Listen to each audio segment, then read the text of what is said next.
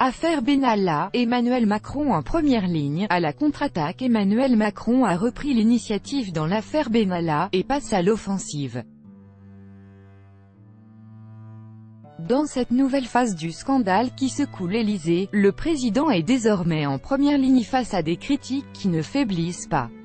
Le seul responsable de cette affaire, c'est moi. S'ils veulent un responsable, il est devant vous, qu'ils viennent le chercher. Une semaine après la révélation du scandale, et alors que la pression s'intensifiait pour qu'il s'explique, le président est sorti du silence en mode bravache mardi soir, devant ses fidèles réunis pour un pot de fin de session parlementaire. Emmanuel Macron leur a également dit avoir ressenti comme une trahison les actes commis le 1er mai par son collaborateur Alexandre Benalla, mis en examen dimanche pour violence après avoir été sanctionné administrativement début mai. Les protagonistes de l'affaire Benalla copyright AFP, Mariam El Hachemouchi en prenant enfin la parole, M. Macron a montré qu'il restait, le maître des horloges, a commenté mercredi le porte-parole du gouvernement Benjamin Griveaux, celui qui parle quand il l'a décidé, et qui n'a pas à répondre aux convocations des uns ou des autres. M. Griveaux a d'ailleurs de nouveau écarté, au nom de la séparation des pouvoirs, la possibilité que le président s'exprime devant les commissions d'enquête parlementaires. Pour autant, promet ce ministre très proche du président, toutes les leçons de l'affaire Benalla seront tirées à la rentrée, et des changements profonds interviendront. Par sa prise de parole tardive, Emmanuel Macron a revigoré sa majorité et ses fidèles. Il a commencé à desserrer le nœud coulant, après une phase de panique, juge pour l'AFP, anonymement, un spécialiste de la communication politique. Pour le patron du PS Olivier Faure, au contraire, M. Macron a repris l'initiative, mais n'a pas repris la main, face à des oppositions remontées comme jamais depuis le début du quinquennat. C'est un président acculé, qui n'a pas d'autre choix que d'admettre, avant que la commission d'enquête lui fasse admettre, que tout remonte à l'Élysée, dans cette affaire.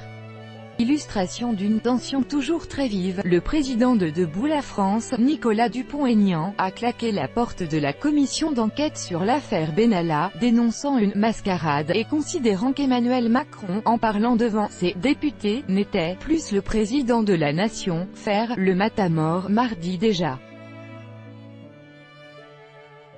Les affirmations du Premier ministre Édouard Philippe, selon lesquelles l'affaire Benalla était l'histoire d'une dérive individuelle, n'avaient fait qu'alourdir l'atmosphère orageuse à l'Assemblée nationale et au Sénat, où les auditions des commissions d'enquête culmineront jeudi avec la convocation d'Alexis Kohler, le plus proche collaborateur du chef de l'État. Les deux co-rapporteurs de la commission d'enquête de l'Assemblée nationale sur l'affaire Benalla, Yael Braun-Pivet, LREM, et Guillaume Larrivé, LR, le 25 juillet 2018 à Pair Copyright AFP, Gérard Julien. Monsieur Kohler sera entendu au Sénat, mais sans doute pas à l'Assemblée. Selon la présidente de la commission des lois Yael Braun-Pivet, la majorité LREM juge en effet inutile d'auditionner d'autres membres du cabinet du président de la République et du ministre de l'Intérieur, comme le réclame l'opposition LR. Quoi qu'il en soit, la parole présidentielle n'a en rien calmé les oppositions.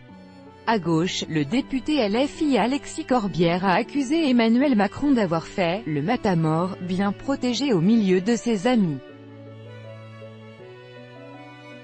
À droite, le président LR du Sénat, Gérard Larcher, a réclamé que le chef de l'État s'exprime devant les Français, et pas dans l'entre-soi d'En Marche, contre-pouvoir. Philippe Bas, président LR de la commission des lois du Sénat, et qui fut secrétaire général de l'Élysée à l'époque de Jacques Chirac, a dénoncé de son côté l'idée de minimiser les contre-pouvoirs, après qu'Emmanuel Macron s'en est également pris mardi soir à la presse, et au pouvoir judiciaire et législatif. Nous avons une presse qui ne cherche plus la vérité, avait lancé mardi Emmanuel Macron, jugeant qu'il y avait aussi un problème de fonctionnement de la justice et fustigeant ceux qui veulent faire du Parlement un tribunal populaire, à propos de la réforme des institutions, dont l'examen a été ajourné par cette affaire. Benjamin Griveaux a reconnu que les oppositions avaient gagné une bataille, tout en affirmant que la révision de la Constitution sera faite. Le président de la République se rend mercredi soir et jeudi dans les Hauts-de-Pyrénées, avant un déplacement en Espagne et au Portugal pendant lequel il sera question d'énergie, mais pas, espère sans doute l'Élysée, de l'électricité dans l'air à Paris.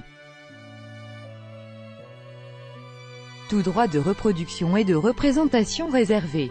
Copyright 2018, Agence France Presse.